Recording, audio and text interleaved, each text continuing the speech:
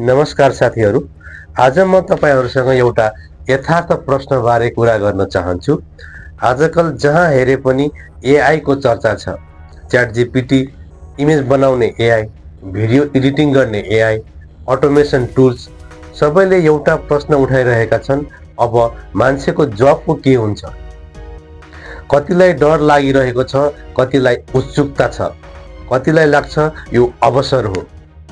तर हामी भावनामा होइन, बुझाइमा आधारित भएर कुरा गरौँ।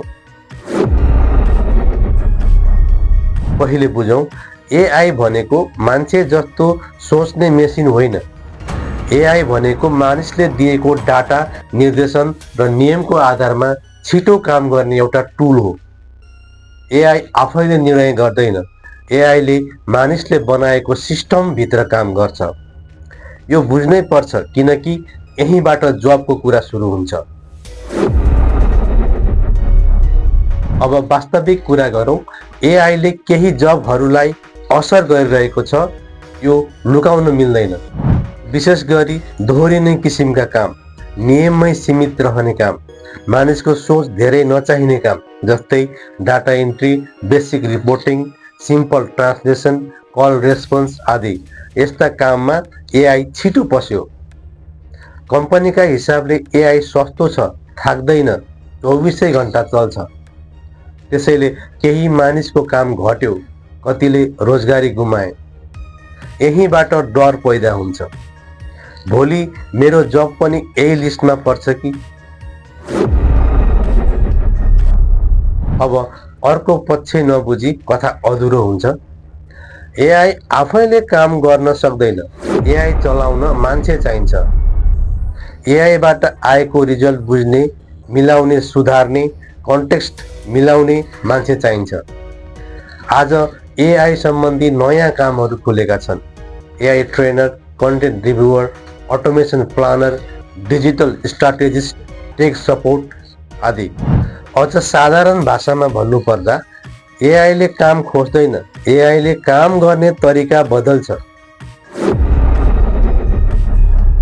अब मुख्य विश्लेषण गरौँ। असली खतरा एआई होइन, असली खतरा म बदलिन्न भन्ने सोच हो।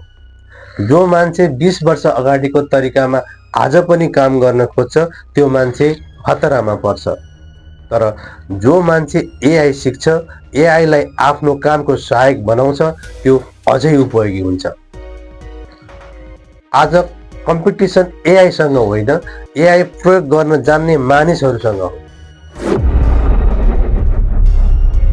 अब नेपाल जस्तो देशमा कुरा गरौँ। नेपालमा अझै पनि मानवीय सोच, भाषा, स्थानीय बुझाइ अत्यन्तै महत्त्वपूर्ण छ। एआईले नेपाली समाजको भाव, संस्कृति, समस्या पुरा बुझ्दैन। त्यसैले नेपालमा एआईले मानिसलाई पूर्ण रूपमा रिप्लेस गर्ने अवस्था छिटै आउने छैन। तर एआई प्रयोग गर्न जान्ने नेपाली युवाको माग बढ्नेछ। अब अन्तिम कुरा, एआई टुल्सले जब खान्छ कि बनाउँछ? उत्तर सन्तुलित छ। एआईले केही जब घटाउँछ, तर धेरै नयाँ जब बनाउँछ। एआईबाट भाग्नु समाधान होइन, एआईसँग काम गर्न सिक्नु समाधान हो। भोलि सुरक्षित जब चाहिने हो भने आज स्किल अपडेट गर्नै पर्छ।